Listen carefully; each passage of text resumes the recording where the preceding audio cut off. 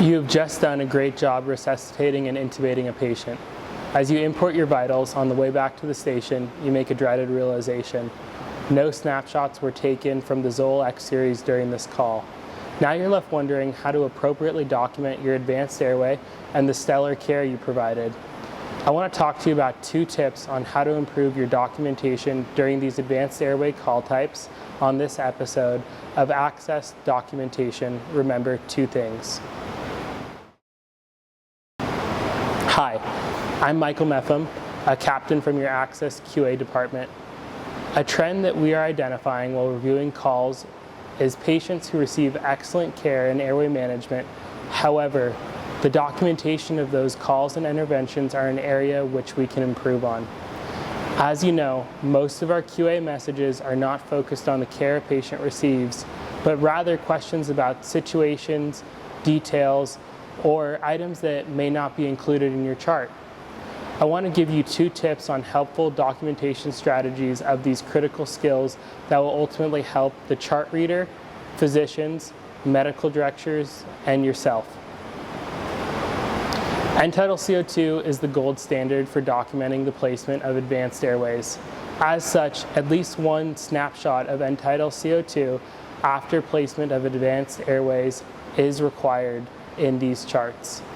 Ideally, incorporating and obtaining a snapshot after every patient movement, like from the back of the ambulance to the hospital bed, is best practice.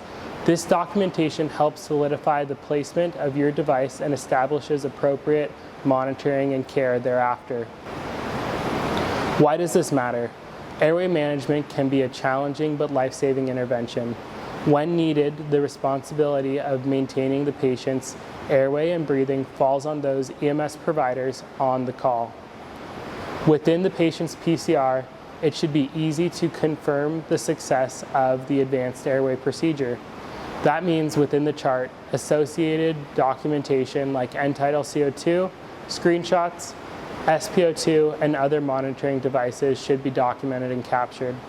If screenshots are not captured, it can be more difficult to support the success of the intervention. So using the monitor's snapshot function is the first tool we can use.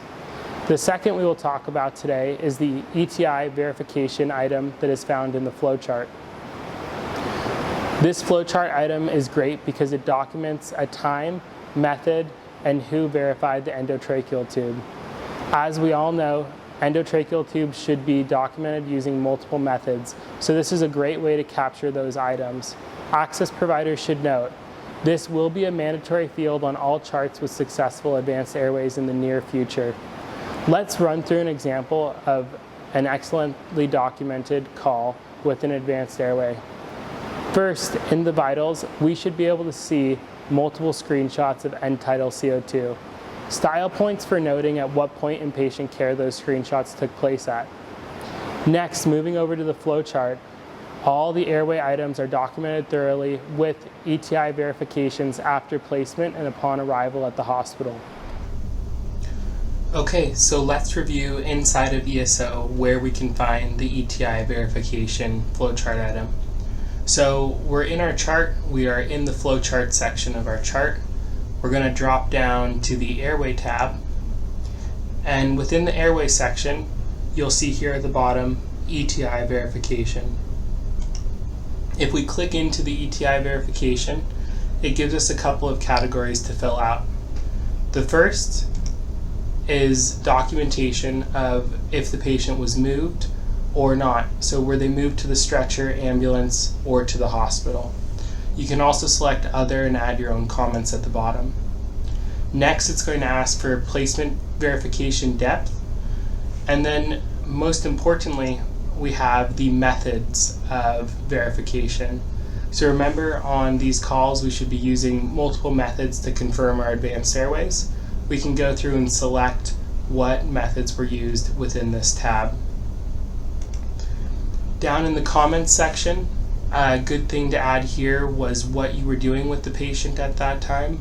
So whether they were being transferred to the ED bed, whether they were being moved out to the ambulance, and if it is at the hospital, that would be a good section to note confirm placement with the ED physician or EDRT. Lastly, we just have a provider section for this tab. So this will help us document who confirmed the advanced airway at that specific time.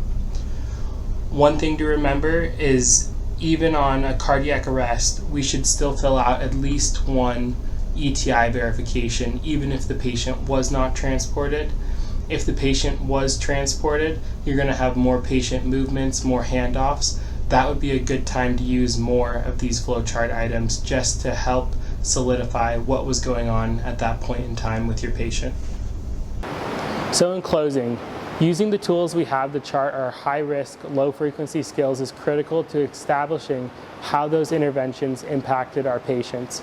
Frequent snapshots and thoughtful use of ETI verification flowchart items can really help improve our documentation on these calls. Thank you for your time and attention today. Please contact any of the QA officers with any concerns or questions you might have. We are all happy to help.